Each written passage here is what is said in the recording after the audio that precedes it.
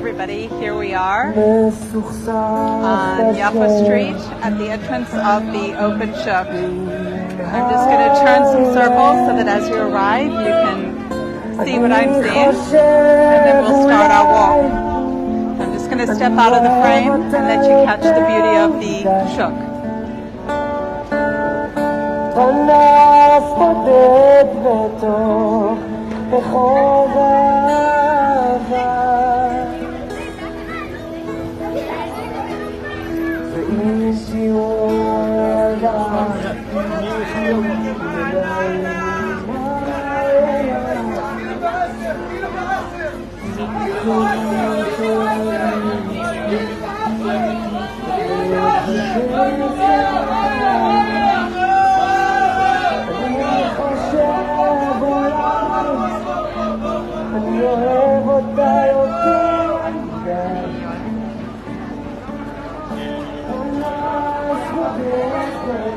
This is what I like to call the symphony of the shuk.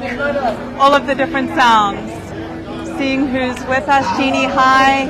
Debbie's here. So great to see everybody. And I can't wait to show you one of my most favorite places in the absolute entire world. The Shuk Mahane Yehuda in Jerusalem. Hi Yehud, nice to see you. I'm going to do another circle, guys. I'm going to step out of the way just as people are joining us, and I'll let you just enjoy this incredible treat for the senses, the sound and the sights.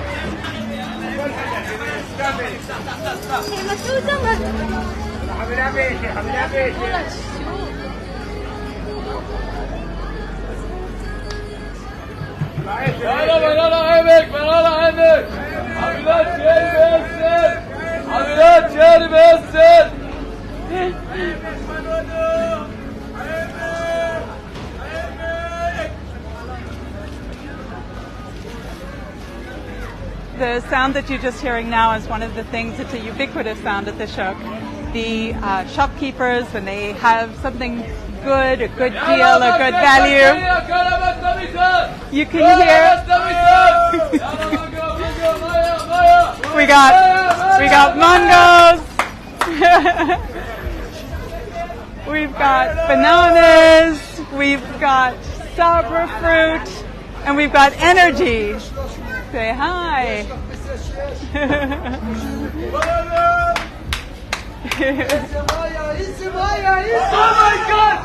So this is it. This is the shuk. Welcome everybody. Let's start a walk through here.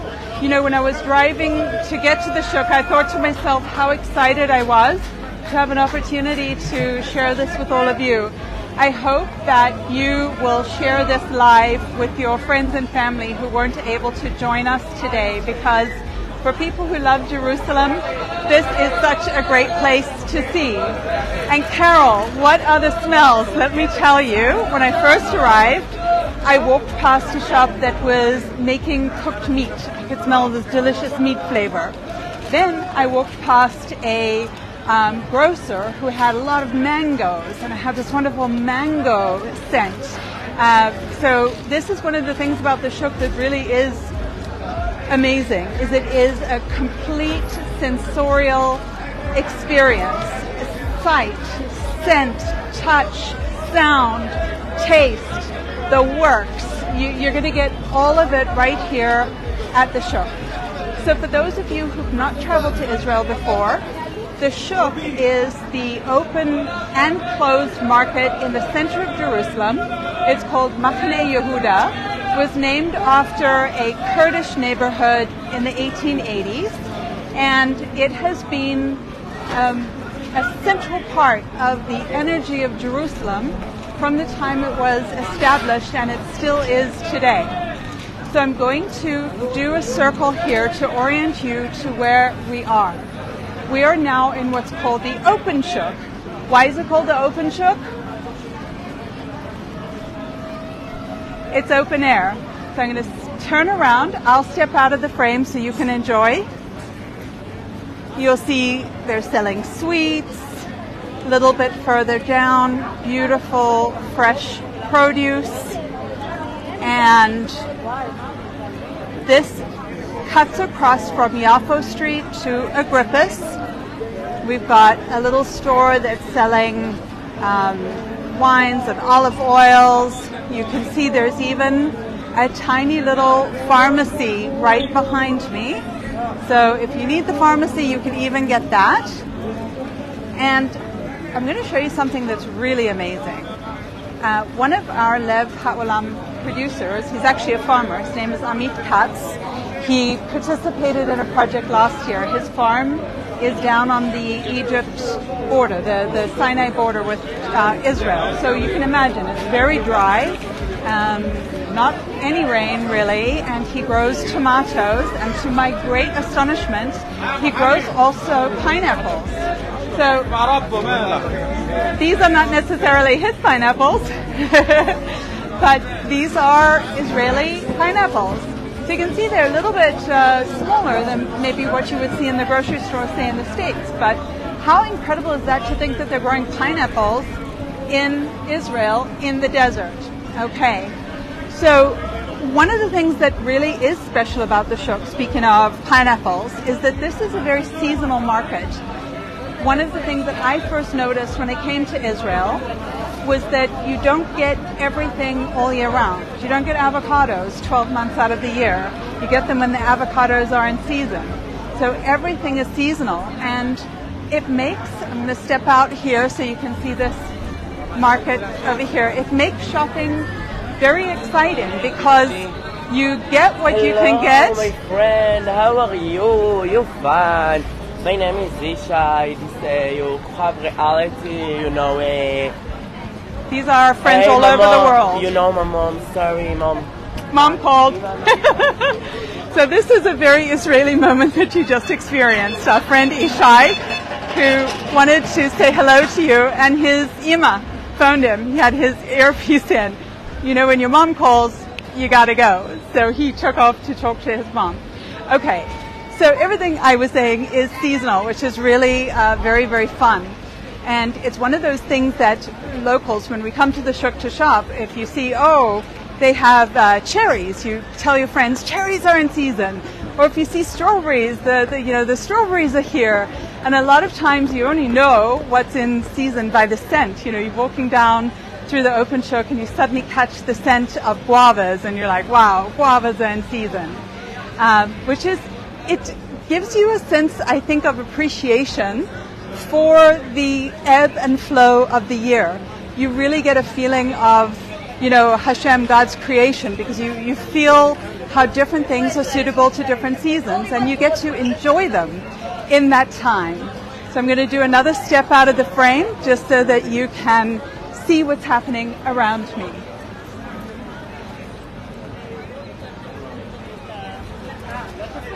One of the things that I would love you to notice as you just look at the people who are here, Jerusalem, Israel is just an incredibly diverse country. And I think a lot of times people around the world, not obviously the Lev Haolam community, because you're quite different, but I think a lot of times people don't realize how much diversity Israel has. I call it diversity within unity, because everybody's Jewish, but we've spent diaspora in different countries. So when the, say, Moroccan diaspora, the Libyan diaspora, the European diaspora, the Temani, the Yemenite diaspora came home to Israel, they brought those customs that they had picked up along the years in those countries that they were sojourning before they came back to Israel. Once they got back here, everything intersects, and it's really now Israeli, say for example, food culture, is this really unique and beautiful blend of all of those different communities coming back. Now, I'm actually going to step into a shop that I see over here because I think it will be interesting for our Lev Haolam community. This is, of course, Halva. So behind me is Halva Kingdom. And Halva Kingdom is actually working on a project with Lev Haolam at the moment. So those of you who get surprise boxes, you may discover a little bit of Halva Kingdom product inside your surprise box. I'll step in just so you can see. One of the things about Halva Kingdom that is so special and unique is they still stone grind their sesame seeds so that the tahina that they produce is so fresh, it's so delicious, it's so pure. And you know, a lot of times people will say to me that halva in Israel tastes different than halva anywhere in the world. And so the question is it because it really is different, or is it different because it's in Israel, it's in the Holy Land? I'm one of those people that I feel like anything that's made or grown in Israel, in the Holy Land, is different. It has a unique and additional energy with it. But you know what? That's not actually scientifically proven. But what is scientifically proven is this halva, and I'll show it to you. They have a variety of flavors and tastes. But this halva is different than the halva that they make outside of Israel. Outside of Israel, halva is typically made with about 50% sugar and not the highest quality sesame. Halva King, which is why they joined us at Lev Haolam, make their halva with about 15% sugar, so it's less sugar, and they use really the finest sesame that you can get from Ethiopia. And then you saw that they stone grind it, so really is high quality. This little business actually began in the old city of Jerusalem, and in the War of Independence, of course, all of the Jews were kicked out of the old city and prevented from going back, so they had to move out and reestablish their business somewhere else, and they reestablished it in the other most beautiful, vibrant part of Jerusalem, which is the Shuk. I'm just going to show you that halva again, because I know a lot of you love halva. And you'll see, I'll step out the frame, there's hazelnut halva, peanut butter halva, cashew, there's za'atar. Now that's really an Israeli flavor, za'atar. There's even halva that's made with chilies, so you really can explore some really unique flavors. And it's so nice to be walking through the Shuk and to see a Lev Haolam partner right here, Halva Kingdom. I'm going to walk a little bit further down, and I'm going to show you this shop. You'll see also there are little markets that sell clothing. So it's not like going to like Marks and Spencer or Dillard's or Macy's, a little bit different shopping experience, but it really is fun. And then next to it is a shop that sells cats, which are very popular in Israel. It sells all of the things that you need for home. So actually, when I first moved to Israel, I lived not far from here, so this was my supermarket. And it was so much fun. So I bought a lot of things from this shop over here. And I see Fran. Yes, you love visiting the Shuk when you see your son. Yeah, it's a must stop. You have to come to the Shuk. So for those of you who don't have the possibility of jumping over to Israel, I'm very happy to be able to share this with you. This is the real Israel. You know, we're seeing a lot of really negative, biased press right now, and I think that a large portion of the world don't understand how beautiful and special Israel really is, and this is Israel. And so that's why I really would love it if you share this, because I want the world to see Israel's amazing. So, okay, I'm going to turn around here. There is a spice store behind us, and this is Perig spices. Again, Perig has worked on projects with Lev Haolam. They make incredible spices, spice mixes. I think recently some of you have received their Majadra rice mix, which makes it easy to make rice. This is a family that came back to Israel from diaspora in Libya, and they brought all of that spicing tradition with the family, the Perig family, and they established a spice business that, thank God, is a popular spice business in Israel. Okay, let's go a little bit further. I'm going to show you another shop that I think is really fun. It's another spice shop, but this one is a little bit different. You'll see here that the spices are open, so you don't buy them bottled. You simply get how much you want of each thing. You can get, you'll see here they have fresh ginger root, and it's a nice way also to buy your spices, because then the ones that you really, really love and you use a lot, you can get them in bulk. So for me, that's things like za'atar and turmeric, cumin. And then another thing that I want to show you that is very unique and beautiful, and it's part of our landscape in Israel and the Shuk. So I'm going to step out and let you see this. This table, you'll see, has a yellow tablecloth. This is a table that is staffed by Chabad, which is an amazing, I don't know, it's a Hasidic group, okay? The different types of streams of Judaism, all the same, but with their own little bit of flavor. But one of the things that Chabad does that's really beautiful is they'll set up in a busy place like the Shuk, and this way people that haven't had a chance to maybe put on their tefillin in the morning or say their prayers can do so. I'll show you here. See here, those are the tefillin that people would then be able to put on, say their prayers. If it's somebody who never learned how to say the prayers, then the Chabad rabbis will help them. Towards Shabbat, they hand out candles so that ladies can make the blessing on Shabbat candles on their home. And I'll show you here. I'll just step out the way. Hope you can see this. This is the candles. So if perhaps you didn't have candles to light for Shabbat, you could get it from Chabad, which is really lovely. Something else also that is very uniquely Israel, and it's just right here on the table, so I'm going to show it to you. It's a tzedakah box. So I'm going to step out the way, and I hope that you can see this box. It looks like a little savings box. What that is a tzedakah box. I'm live. So, we're talking to the entire world. We're talking to America, Europe, Africa, Indonesia, Philippines, and sharing the beauty of Israel. And so I was sharing the beauty of Chabad, how you give Shabbat candles to the ladies, how you help the gentlemen. So people has to know about the 7 Noahide commandments, which refers to any human being since the time of Noah. When he went out of the ark, God taught him, he was a prophet, as is described in Genesis, book of Genesis.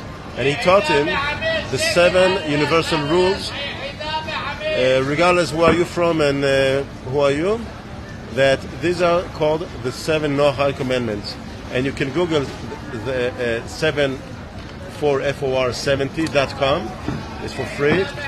And everybody has to follow it. We have not only 10 commandments, we have 613 commandments. So don't make the mistake and don't become a Jew. But to keep on these rules, it gives you immediate benefit. Number 1. Thank you so much. So you guys, you had a chance to have a conversation with an amazing Chabad rabbi. Thank you so much, Rabbi. What he was saying is that there are the 7 Noahide laws. You can certainly Google that and check it out. We also have some Noahide prayer books in the Lev Haolam online shop. So this, I know, is something that everybody will be excited to see. If you look behind me, all of the delicious types of olives. And it's so great because the shopkeepers will let you taste an olive before you decide which one you're going to buy.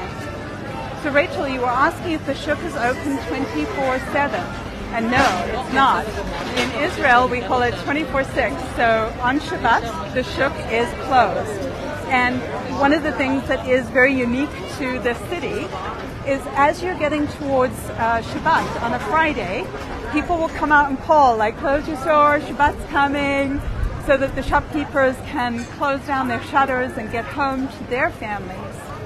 So it is amazing. Like on Shabbat, this is completely quiet. All the shutters are down. Everybody's at home during Shabbat. And when I did live in the neighborhood near here, a couple of times we did a picnic in the shuk because there are places that you can sit down with friends, which is fun. Only Israel. Only Israel. You want to say hi? We have the best people. And this is true. He's saying that Israel, only Israel, and we have the best pitot. We have the best pita, which is very, very true. Israel has amazing bread. So my friends, this is sort of a walk through the open shuk. What I'd like to do now is take you into the closed shuk also. So I'm going to turn around this way because I see something on the wall that I'd like to show you. And this was something very, very unique, surprising, and awesome. So I'm going to show you before, and then I'm going to show you after. So the before is over here. You'll see these shutters. This is what all of the shop shutters in the shuk look like.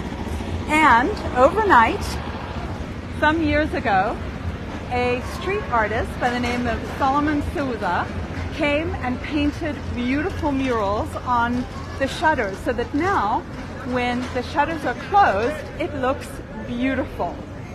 And I see a question from Rachel, is the shuk near the kotel? Not exactly, but also not close. It's walkable distance. If you were to walk from here to the kotel, I think it would take you at a nice, enjoyable pace about an hour.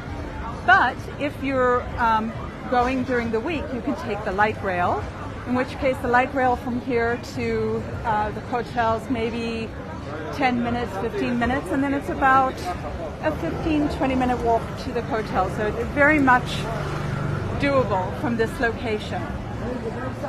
Now, something else that I'd like to show you that's really very unique is, I call it the combination of the old and the new.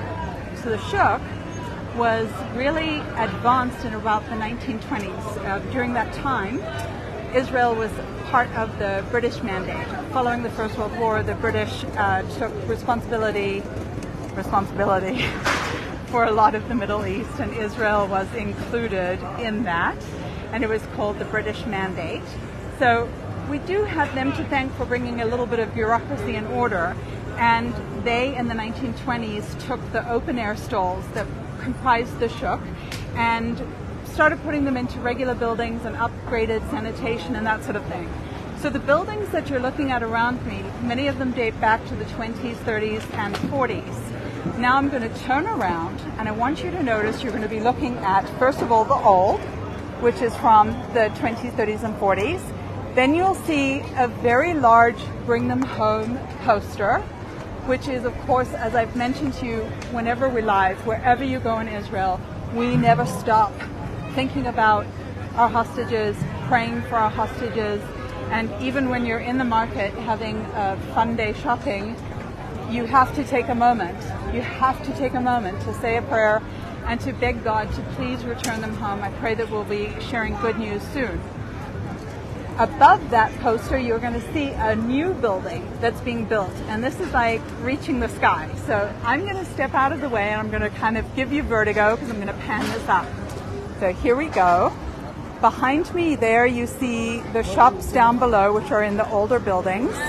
Above that, you see the poster for Bring Them Home.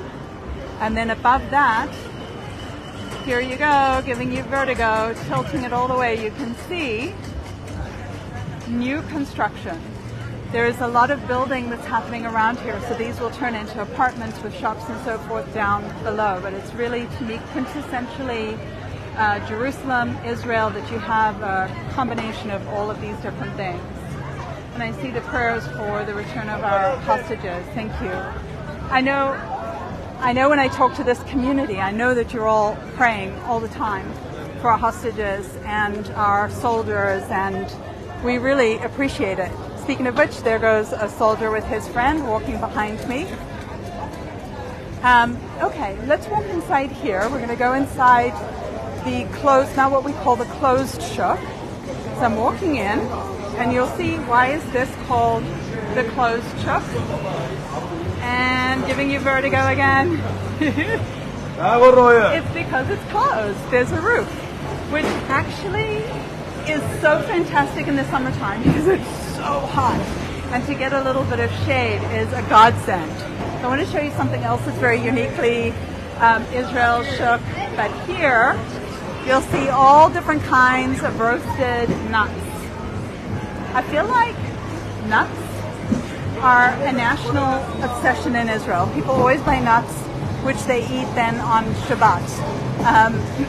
And it's just one of those things. You, in the afternoon, the long afternoon of Shabbat, you'll sit talking, reading, maybe talking about the parsha of the week, eating nuts, spending time with your friends. Now, I want you to notice that we're getting into some music over here, right? The inside shuk sort of does this flip towards evening. There are some cute little bars, they play music, so you can come and listen to music, you can share a glass of wine with a friend, and it's just very, very vibrant. I'm going to show you again. I'm going to step out the way so you can just see what I'm looking at. You'll notice behind the veggie stand is a beautiful piece of art by Solomon. He's really quite a famous artist, actually. And then I want to show you, right behind me, Teller Bread, which is a very popular place to buy your bread. You know, Israel is also, like, it's known for its bread. We have Shabbat, so every Shabbat we're making challah. But sometimes you don't have time to make your challah, so you can come over here to Teller and you can get some beautiful bread from them. Or, if your name is Rivki, you killed your sourdough starter and so now you can't make bread. So you have to come to the good friends at Teller to get some bread. I have not succeeded with sourdough yet. And I see a question, are these kosher or non-kosher?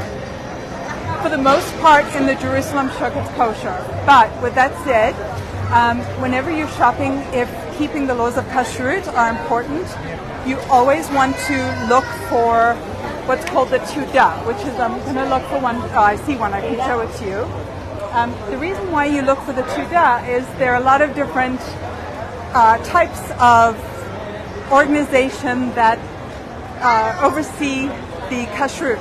So Jews hold different organizations, and so what you do is you go to the store. I'm going to step out the way, and you'll see kind of a yellow sign on the wall. That is the kashrut. So that way you know exactly who did the supervision of the kashrut, and it makes it all, like, makes the shopping experience much easier. You may wonder, well, aren't vegetables always kosher? In the land of Israel, no, because there are particular laws, halachic laws, which are Jewish laws from the Torah, that teach us how we are to interact with the land of Israel. This is a holy land, and so we have to treat it with respect, and we have to treat it with the holiness that is inherent in the land. And you know, you guys, I just want to take a moment, because right now, okay, we're walking through the shuk. It's this vibrant place, shops, people buying, noise, but this land that I'm standing on right now is holy land. This is part of the holy land. So this that you're seeing now, even though it's vibrant and it's hustle and it's bustle and it's everybody going about their day, it's holy land. And it's one of the things that I think is quite beautiful about Jerusalem. There are also, behind me I'll show you a little, it's a coffee shop called Roasters. So over the past several years there have been some lovely coffee shops that have opened in the shuk. People are looking at me, they're like, what is that lady doing? And I want to say, that lady's bringing hundreds and hundreds of people to the shuk. Don't you see them all behind me? And you'll see behind me here, this gentleman is giving samples of halva. So you can always try before you buy, which is nice. You get your favorite. And I'm just going to swing around here, step out of the way, because I want you to see everything I'm seeing.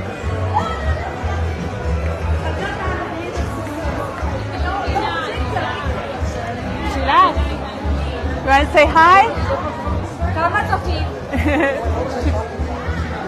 Beautiful girl in Jerusalem, and a smart young man bringing them samples of halva, something sweet.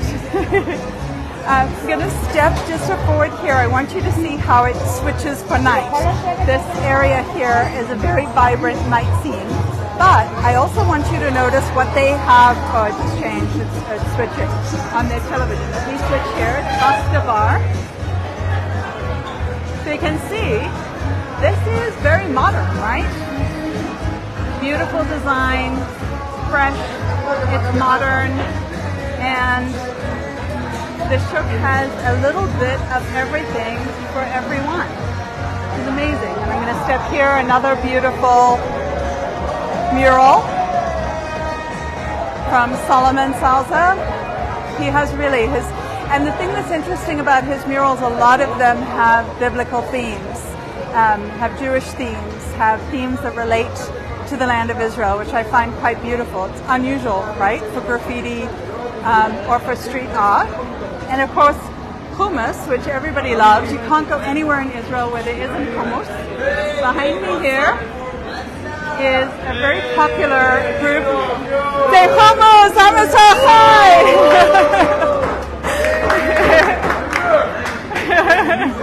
I love it. Hi.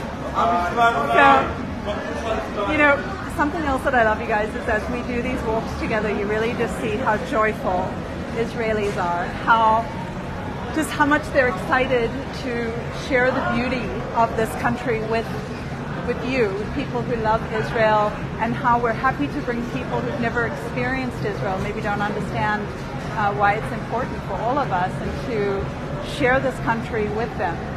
So I can't believe it's 7 o'clock already. I feel like we could do another 3 walks in the shuk. So I want to thank you all very, very much for spending this time with me, taking a walk in the shuk and seeing some of the things that I just love most about Israel. I just can't tell you guys, it makes me so proud and so happy to be able to share the country that I love with people who love her also, and to show you some of the things that make Israel Israel, that give it the vibe, that give it the texture and the fragrance. I'm going to walk up to where we began, and I'm going to step out of the frame because I want you to be able to see it with your eyes. I'm going to turn the camera, and we'll just walk back up the open shuk so you can see it going towards the train station. So you'll see some soldiers having a moment off, and people shopping.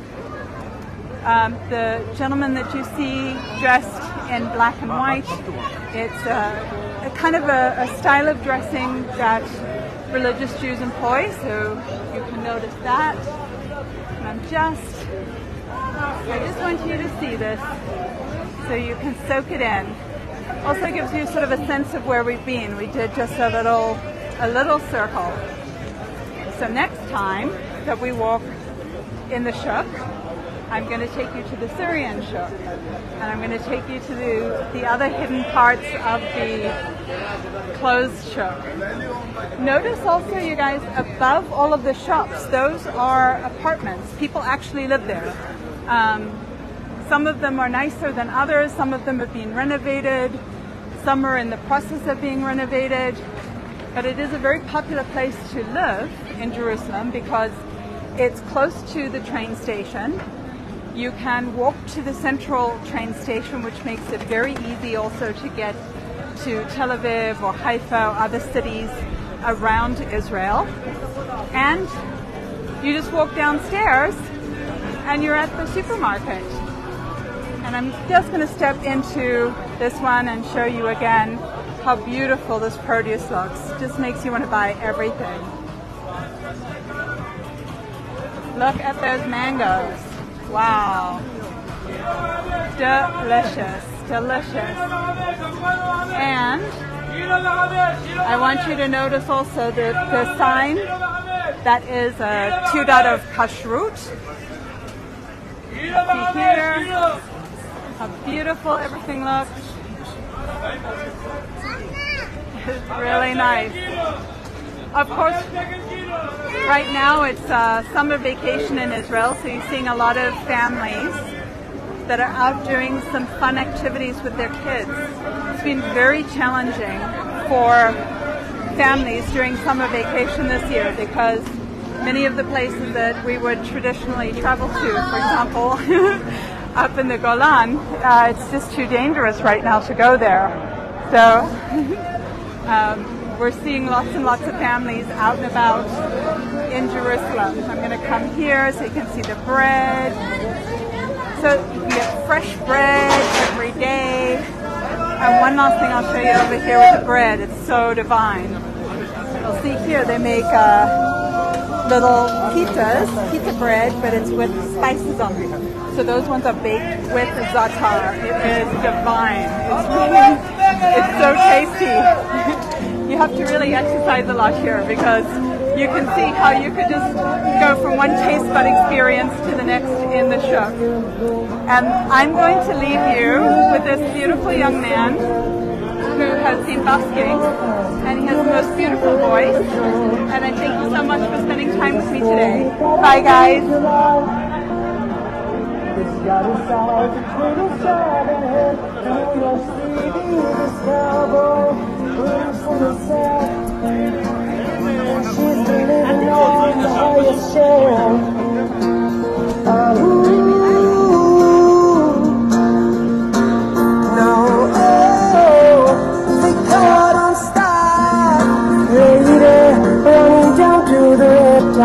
Take it away to the dark side. I wanna be your left hand.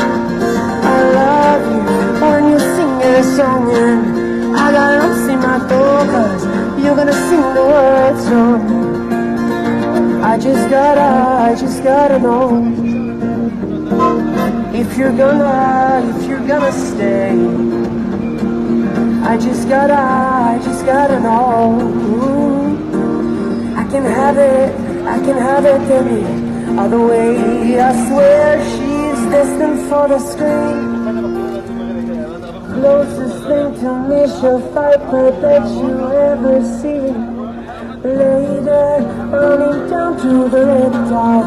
Take it away to the dark side. I wanna be your left hand. I love you when you sing the song. I got lumps in my throat 'cause you're gonna sing the words, so